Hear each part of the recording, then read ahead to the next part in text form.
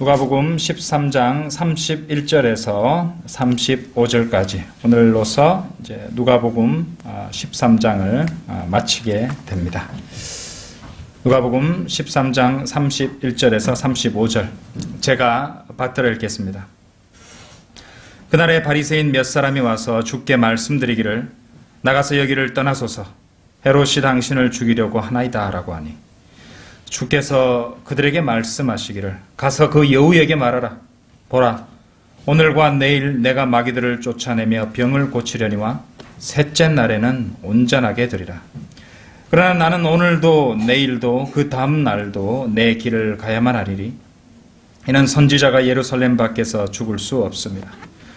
오 예루살렘아 예루살렘아 선지자들을 죽이며 너에게 보낸 사람들을 돌로 치는 자야. 마치 암탉이 자기 병아리들을 날개 아래 함께 모으듯이 내가 얼마나 자주 네 자녀들을 모으려고 하였더냐. 그러나 너희가 원치 아니하였도다. 보라, 너희 집이 황폐하여 버림받으리라. 진실로 내가 너에게 말하노니 너희가 주의 이름으로 오시는 이는 복이 있도다 라고 말할 때가 오기까지 나를 보지 못하리라고 하시더라. 원래 오늘 이 강의 제목을 예루살렘아 예루살렘아 이렇게 하려고 했다가 바꿨습니다. 좀 핵심을 더 잘 드러내려고 오늘 제목은 칼빈주의를 박살내신 예수님, 칼빈주의를 박살내신 예수님이라는 제목으로 말씀을 드리겠습니다. 자, 지난주 그 지난주 계속해서 우리가 공부하고 보고 계시지만은 지금 계속해서 주님께서는 예루살렘을 향해서 여정을 계속하고 계십니다. 누가복음 13장에서 19장에 이르기까지 그 여정 가운데 일어나는 다양한 일들, 사건들이 기록되어 있는 것이죠. 오늘 본문 말씀을 보시면요, 확실히 주님께서 예루살렘 가까이 도달하셨다는 것을 알 수가 있습니다. 어째서 그런가? 이제 그도 그럴 것이 이 바리새인 몇 사람이 주님을 찾아왔어요. 그래서 이들이 주님께서 하시고자 하는 일을 하지 못하도록 그러니까 이제 이 찾아온 이 바리새인들의 뒤에 누가 있는지 대충 아시겠죠. 주님께 이 겁을 줘서 예루살렘의 승리의 입성을 하지 못하시게 하려는 그런 말을 하고 있다는 것입니다. 소위 쉽게 말해서 이제 주님께 겁을 주려고 하는 것이죠. 헤롯이 주님을 죽이려고 한다고 그렇게 말하면서 이제 쉽게 말해서 겁을 주려고 하고 있었던 것이에요. 주님께서 그런 것에 대해서 눈 하나 깜짝하실 분이 아니시죠. 나중에 공부하시겠지만 이 17장을 읽어보시면요, 주님께서 이제 예루살렘을 향한 이 여정 가운데서 사마리아와 이 갈릴리, 이제 갈릴리가 있고 사마리아가 있고 밑으로 내려오면은 이제 그 예루살렘 그리고 베들레헴 있고 이제 유다 지역이 나오는데 이제 그 그러니까 갈릴리와 이 사마리아 경계 지점에 이렇게 가시는 그런 거기서 일어나는 일들이 기록된 것을 17장에서 보게 되는데요. 자, 그런 것들을 우리가 감안할 때 우리는 이제 누가복음에 나오는 사건들이 모두가 이렇게 시간적 순서로 기록되어 있는 것은 아니라는 것을 알 수가 있는 것입니다. 오늘 본문 말씀은 이제 여러분도 잘 아시겠지만 예수 그리스도의 예루살렘 승리의 입성 전에 일어났던 그런 사건이죠. 아까도 말씀드렸지만 바리새인들이 이제 예루살렘의 그 헤롯이 침례인 요한에게 했던 것처럼 주님을 죽이려고 하고 있다고 경고하고 있었던 것입니다. 근데 제가 방금 예루살렘에 있는 그 헤롯이라고 말씀을 드렸는데 헤롯은 원래 이 갈릴리의 왕이죠. 갈릴리의 영주입니다. 자, 일단 요거 다시 복습 삼아서 누가복음 3장 한번 열어보시죠. 헤롯은 유대 왕이 아니죠. 유대는 이 빌라도가 이렇게 다스리고 있었어요. 누가복음 3장 1절 한번 보십시오. 그 이제 구역들이 나뉘어져 있었는데 3장 1절에 보시면 티베리오 가이사가 집권한 지 15년째 되던 해에 폰티오 빌라도가 유대의 총독이요. 유대 총독은 폰티오 빌라도죠.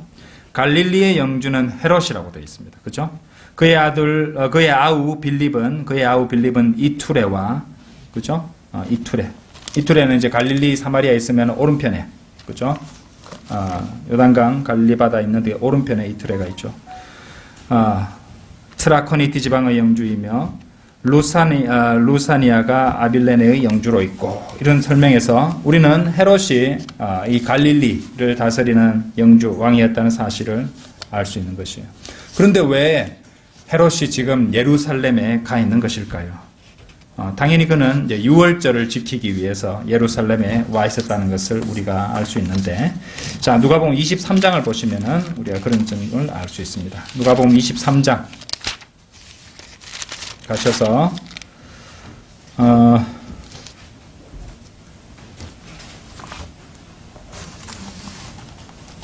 6절 7절 한번 보십시오. 빌라도가 갈릴리라는 말을 듣자 이 사람이 갈릴리 사람인가 묻더라. 자, 7절 잘 보세요. 그런 후에 그가 헤롯의 통치구에게 속한 줄을 알자마자, 원래 헤롯은 갈릴리 지방의 영주인데 당시 예루살렘에 있던 헤롯에게로 그를 보내니라. 마침 이제 6월절 때문에 헤롯이 예루살렘에 내려와 있었던 것입니다. 그렇죠? 그래서 이제 예루살렘에 있는 헤롯이라고 제가 말씀을 드렸던 것이에요. 이 시점에 6월절 지키기 위해서 헤롯이 갈릴리에서 예루살렘으로 와 있는 상태였다는 것입니다. 자, 하지만 그는 위협을 또 겁을 주고 또 위협한다 할지라도 예수님께서는, 그리스도께서는 눈 하나 깜짝하지 않으시죠. 누가복음 13장 32절에서 그 바리새인들에게 주님께서 무엇이라고 말씀하십니까? 가서 그 여우에게 말하라고 말씀하십니다. 여우에게 말하라. 이러거든요. 이제 어찌 보면 굉장히 별로 심한 말 같지 않지만 참으로 심한 말이죠. 예.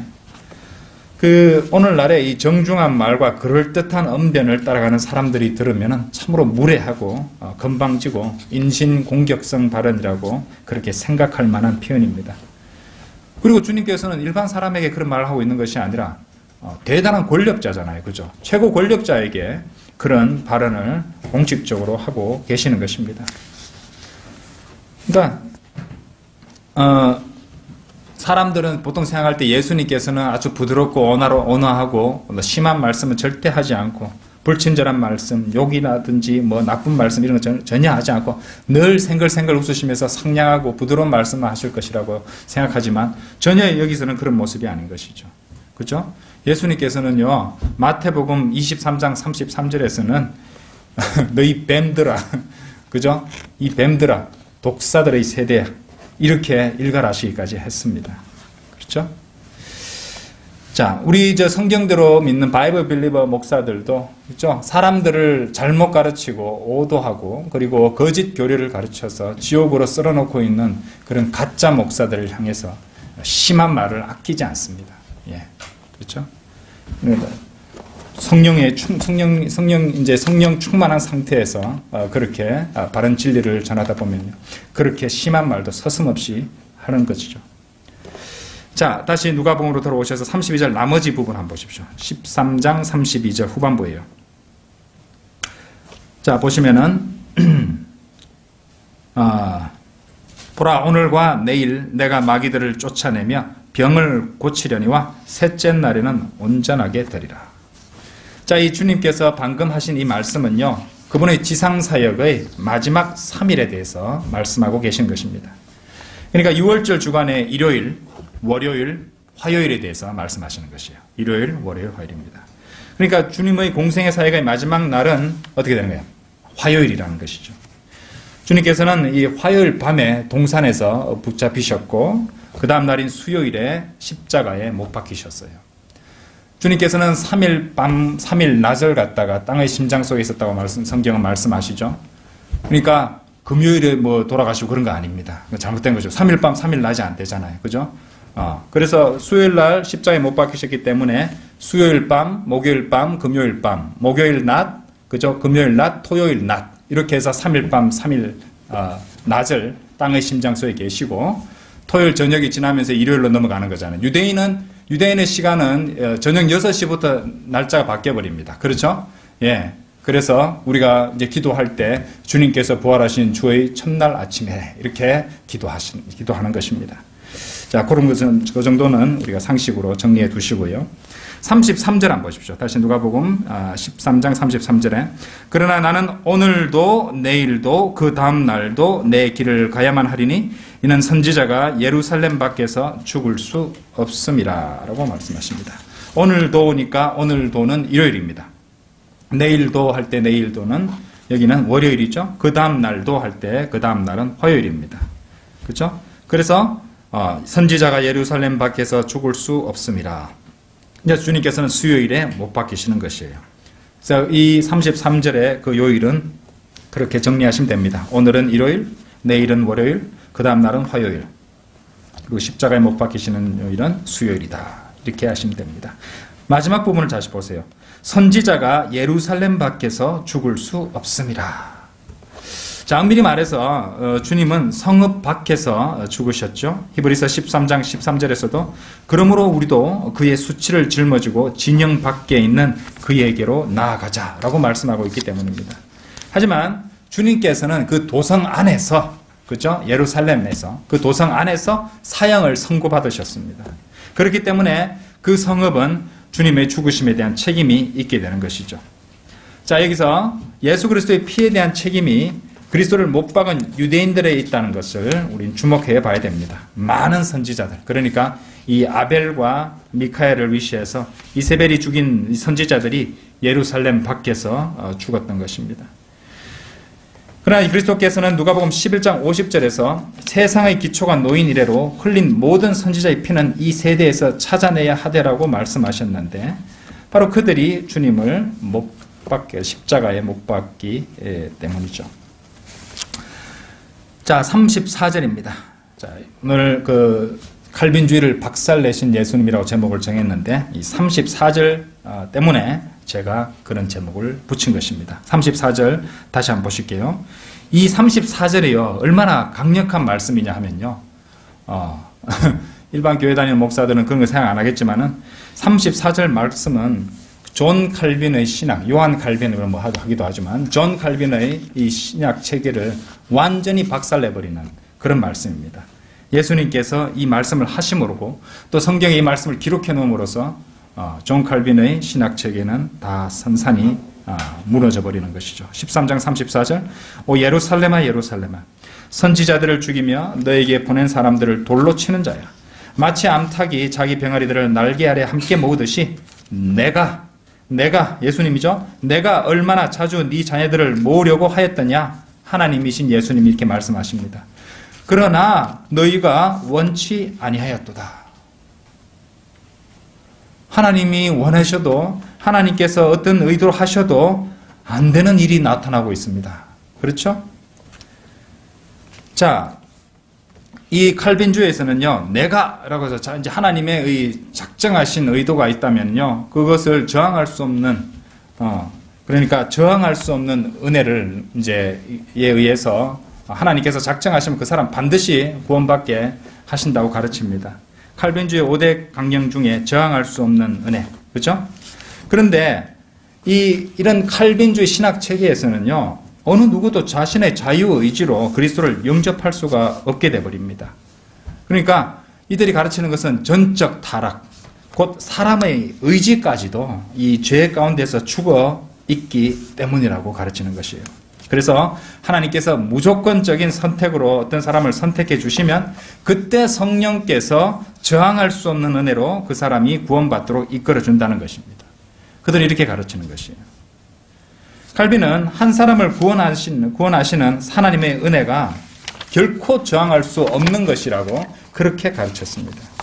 그러니까 인간은 하나님의 그 은혜를 거부하거나 그게 저항할 수 없다는 것이에요. 자, 아무리 인간이 그것을 거부하려고 해도, 그죠? 그를 이제 그 구원받을 뜻이 없다고 해도 성령께서 그 사람의 의지를 꺾어버리시고 이끌어 주신다는 그런 논리가 되는 것입니다.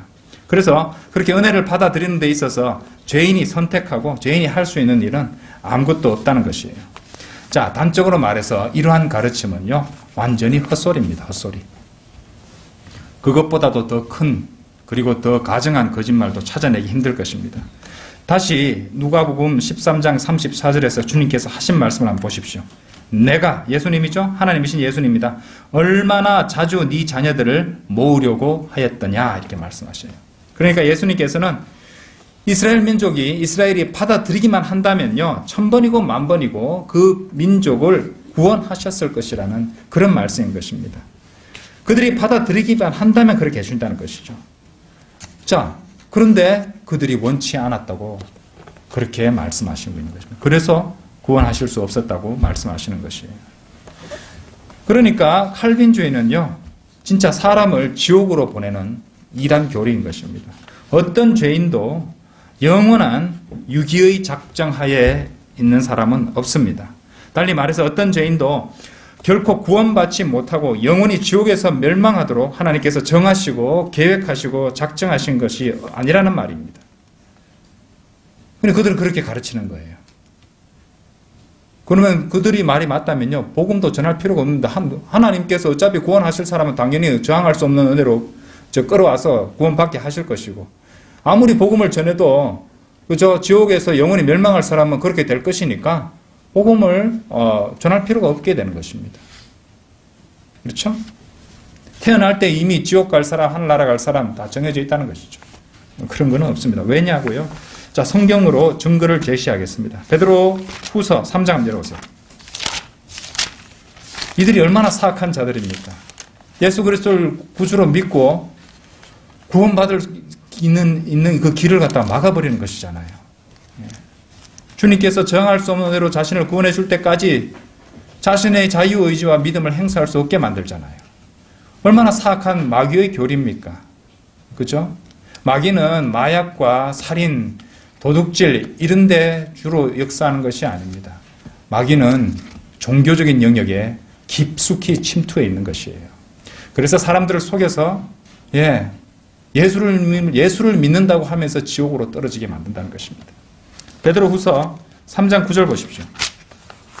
주의 약속은 어떤 사람들이 더디다고 생각하는 것 같이 더딘 것이 아니라 오직 우리에 대하여 오래 참으시어 아무도 멸망하지 않고 다 회개에 이르게 하려 하심이라. 자, 이게 하나님의 뜻입니다. 그렇죠? 벌써 쓸어버렸어도, 벌써 심판해버리시고, 그죠? 벌써 다 쓸어모아서 지옥에 던져 넣으셔도 100번도 더 하셨을 수도 있었을 정도로 이 세상은 참으로 타락해 있지 않습니까? 그런데 아직까지 주님께서는 참고 계시는 것이에요. 한 사람이라도 더 구원받도록 말이죠. 자, 디모데전서도 한번 가보시죠. 디모데전서 2장 4절도 한번 보세요. 하나님의 원하시는 바를 한번 보세요. 디모데전서 2장 4절. 하나님께서는 모든 사람이 구원을 받고 진리의 지식에 이르기를 원하시느니라.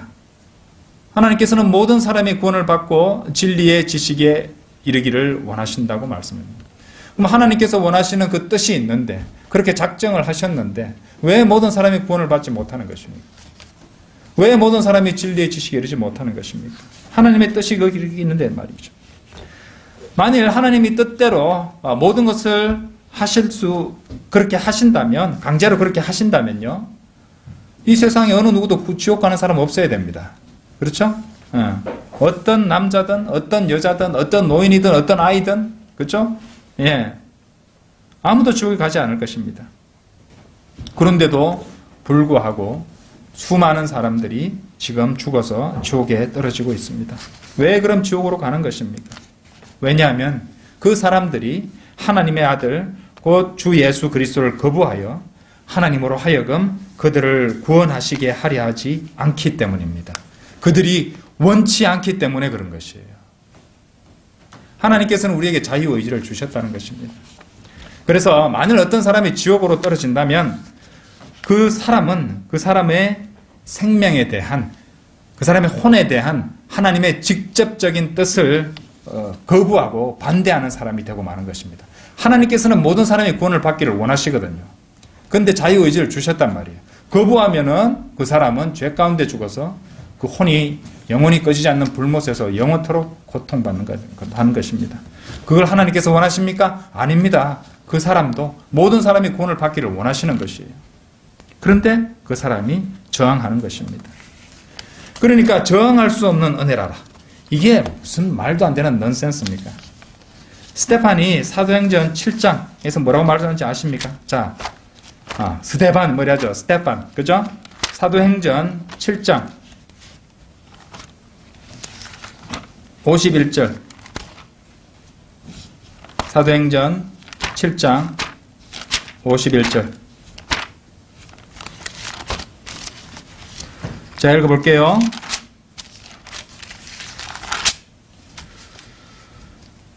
너희 목이 곧고 마음과 귀에 할례를 받지 못한 사람들아, 너희 조상이 한 것과 같이, 잘 보세요. 너희도 늘 성령을 거역하는도다. 그죠? 저항할 수 없는 은혜로 성령이 그 사람을 의지를 꺾어버리고 하나님께로 인도하여 구원받게 해준다고 하는데, 성경은 성령을 거역하는 자들에 대해서 기록해 놓고 계십니다. 예수님께서 그렇게 하시려고, 내가 얼마나 자주 네 자녀들을 모으려고 하였더냐? 그러나 너희가 원치 아니하였도다. 예수님도 거부했죠? 성령님도 거부하고 있는 것입니다.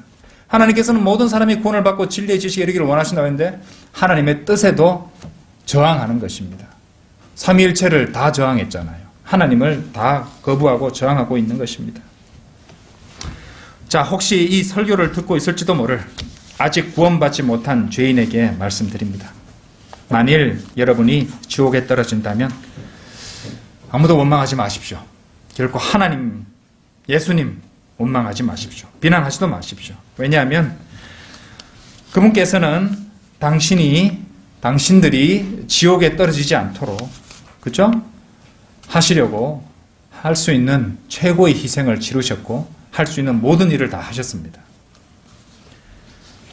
하나님께서는 이 죄인인 여러분들, 구원받지 못한 죄인인 여러분들을 구원하시려고, 그러니까 그들을 구원하시기 위해서 대신 죽어주시려고, 죽게 하시려고 그분의 하나밖에 없는 독생자를 보내주셨다는 말입니다. 그리고 그것도 부족하다 할까봐 여러분들에게 그것에 대해 자세히 이야기해 주시려고 성경 말씀도 주셨어요. 그 말씀을 통해서 구원받을 수 있답니다. 그래서 영생을 찾을 수 있도록 성경 말씀도 주셨습니다. 비록 마귀 사탄이 수없이 많은 가짜 성경들을 만들어서, 그렇죠?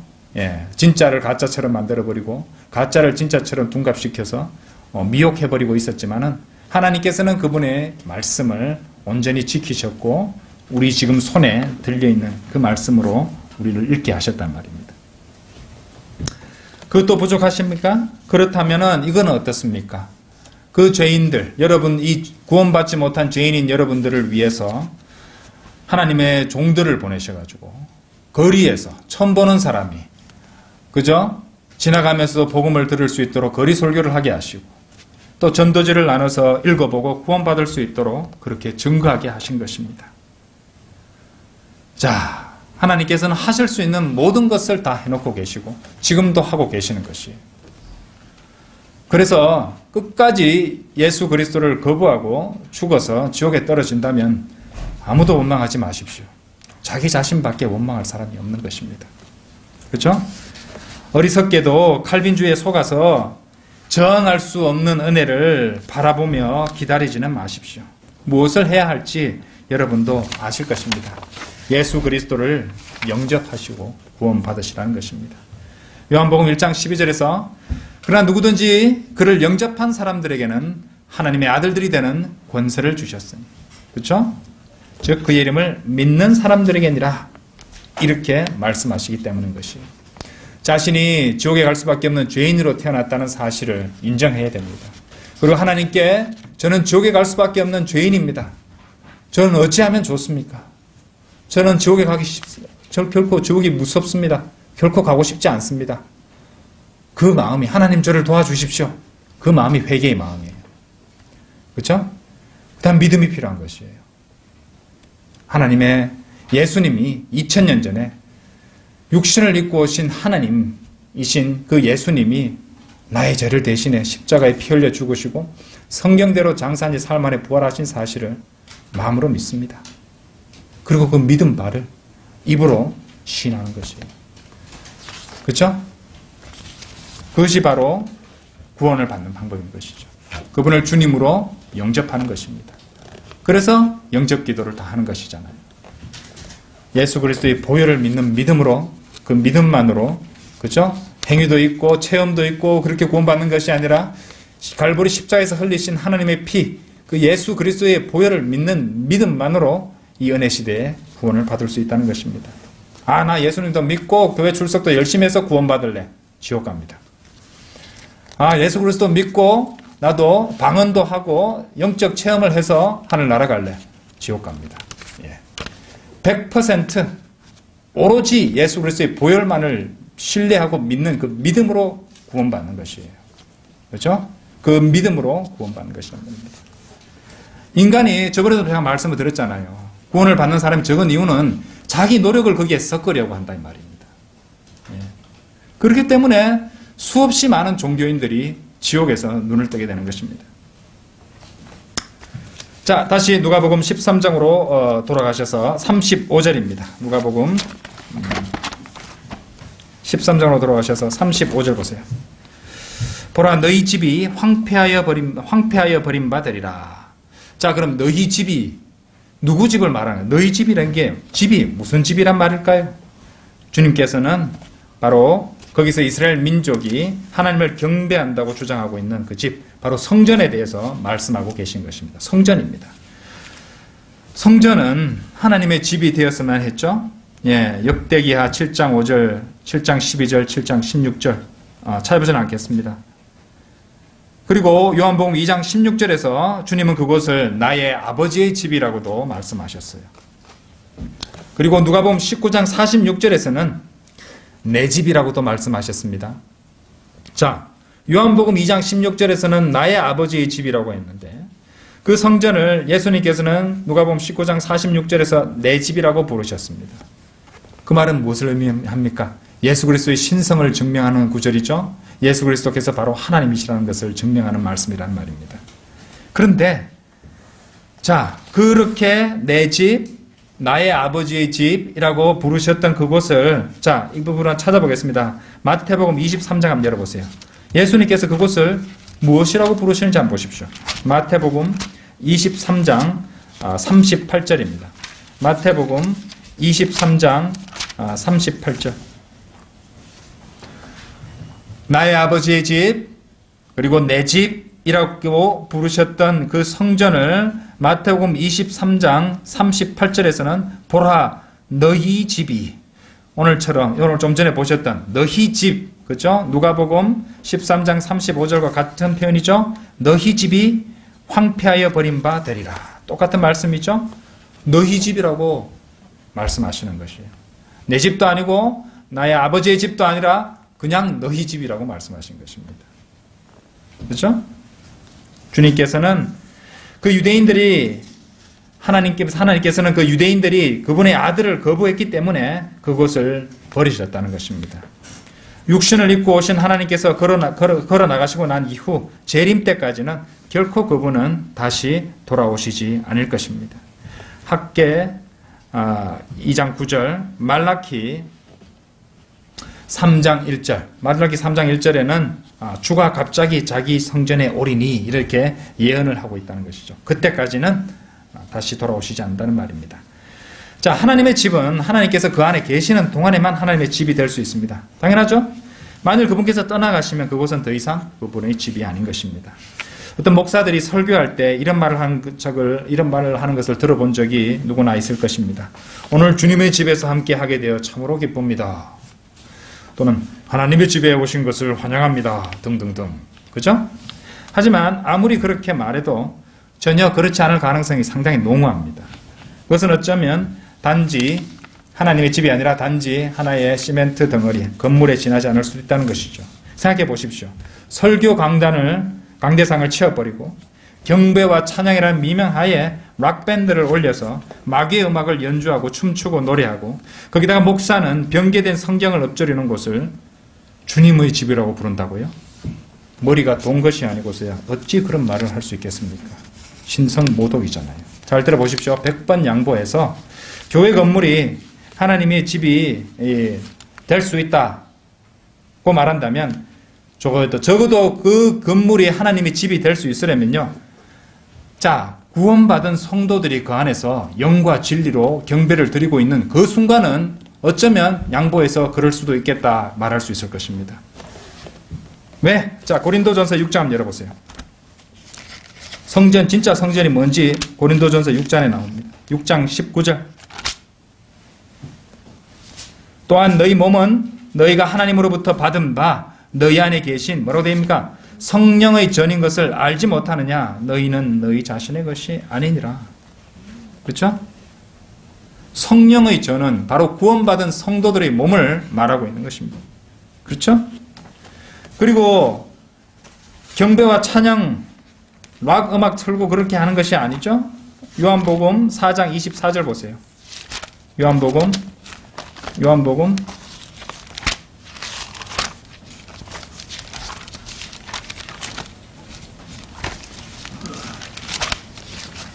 4장 24절.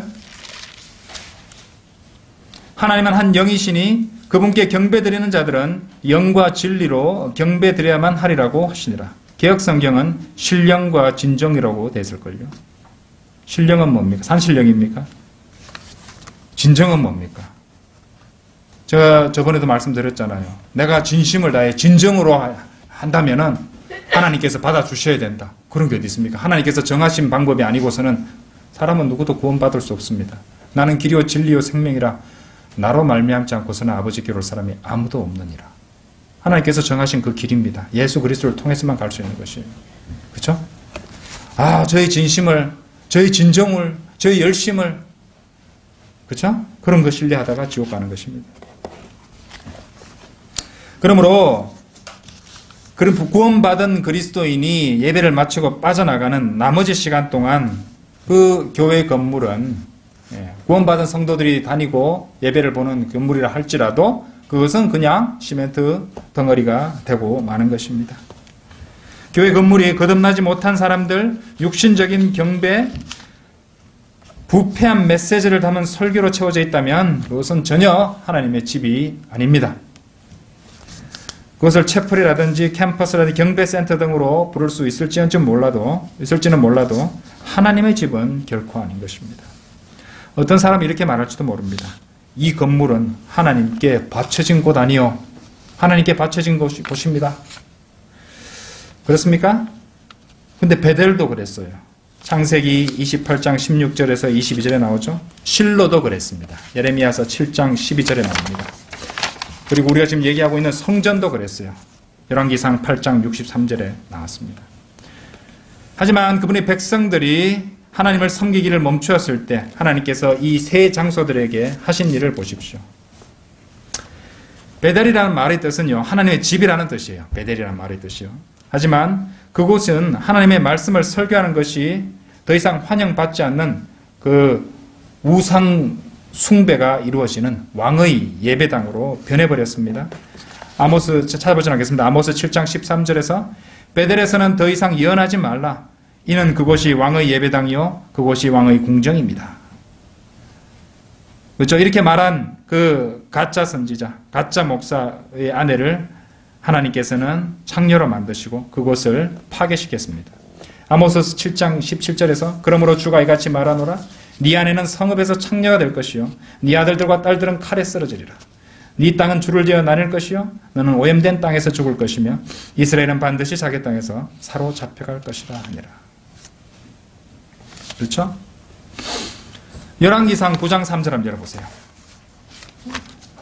성전에 대해서 하나님께서는 이렇게 말씀하셨던 것이에요. 열왕기상 9장 3절.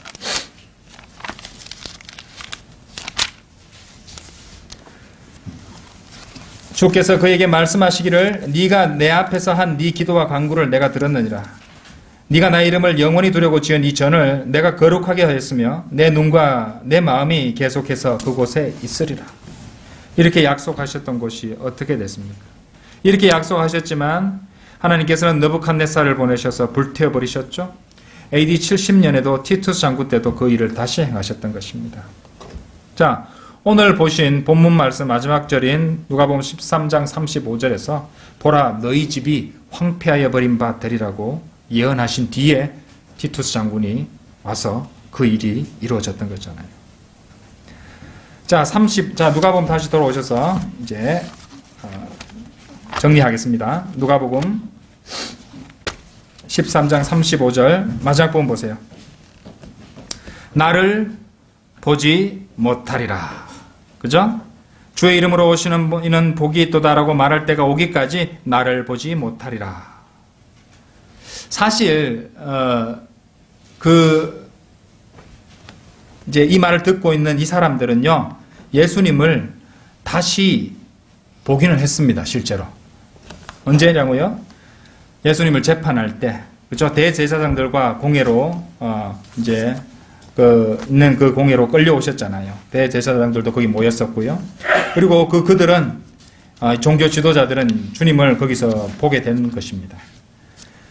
그리고 그들은 이제 십자가에서 달리신 예수님을 조롱하고 비난하기까지 했죠. 그러면 예수님께서 실언하신 건가요? 예수님께서 예측하지 못하셨던 걸까요? 하나님이신 예수님께서 이제 내다보지 못하신 건가요? 아니죠? 그렇지 않습니다. 주님께서는 그분을 어떠한 특정한 방식으로 보게 되는 것에 대해서 말씀하고 계시는 것이에요. 자, 이 말씀도요, 믿음이 없는 자, 의심으로 가득 찬 자가 보면요, 이 성경이 틀렸다고, 예수님께서는 탄치 앞도 내다보지 못하는 그냥 어리석은 인간이라고 이렇게 주장할 만한 근거 구절이 될 수 있는 것이에요. 하지만 그것은 성경을 제대로 이해하지 못한 결과지요. 주님의 말씀은, 여기서 나오는 주님의 말씀은 왕국을 주시는 메시아로서 그분을 다시 보지 못하게 될 것이라는 그 말씀입니다. 어째서 그것을 알 수 있냐고요? 후반부예요. 후반부를 보세요. 주님의 이름으로 오시는 이는 복이 있도다라고 말할 때가 오기까지 나를 보지 못하리라. 자, 그것과 연관되어 있단 말이죠. 자, 그 말은 주님의 예루살렘의 이 승리의 입성 때 그들이 하게 될 말이 되는 것입니다. 마태복음 21장 9절에서 제가 읽어볼게요. 무리가 앞서가고 뒤따르며 소리질러 말하기를 다윗의 아들에게 호산나, 주의 이름으로 오시는 분은 복이 있도다, 지극히 높은 곳에서 호산나라고 하더라. 그런데 이렇게 승리의 입성 때, 예루살렘 입성 때 이렇게 말했던 자들이 3일 후에 어떻게 외치게 되나요? 십자가에 못 박으소서, 십자가에 못 박으소서라고 말했던 것입니다. 하지만 다음번에 그들이 그렇게 외치게 될 때는 주님의 처형을 요구하지는 못하게 될 것입니다. 이 유대인들은요, 적그리스도로부터 그들을 구원하러 오시는 주님께서 2000년 전에 그들이 처형했던 분이라는 사실을 깨닫고 정말로 애통해하고 애곡하게 될 것입니다. 그것이 스가랴 12장에 예언되어 있습니다. 한번 보십시오. 자, 오늘 마지막 구절 읽고 마치도록 하겠습니다. 스가랴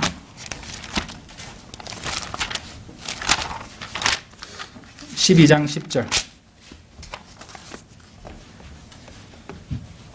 또 내가 다윗의 집과 예루살렘의 거민들 위에 은혜와 강구의 영을 부어주리라. 그러면 그들은 그들이 찔렀던 나를 쳐다볼 것이며 그들이 그를 위하여 애통하리니 마치 어떤 사람이 자기 외아들을 위하여 애통함 같이 할 것이요, 그들이 그를 위하여 비통에 잠기리니 마치 어떤 사람이 자기 처자들을 위하여 비통에 잠기듯 하리라. 유대인들이 이런 때가 온다는 것입니다. 하지만 복음을 전해 듣고 구원을 받을 수 있는, 예수 그리스도를 영접해서 영원한 생명을 얻고 지옥으로부터 구원을 받을 수 있는 그 기회를 거부해버린 죄인들, 지옥에서 눈을 뜰 때, 불못으로 떨어질 때 얼마나 애통하고 얼마나 분하고 얼마나 자기 자신이 밉고 원망스럽겠습니까? 하나님께서 여전히 참아주고 계실 때, 그렇죠? 오랜 인내로서 지금까지도 참아주고 계시는 하나님께서 기회를 주실 때 예수 그리스도를 믿고 구원받아야 되지 않겠습니까? 그죠? 네. 다시 기도드리겠습니다.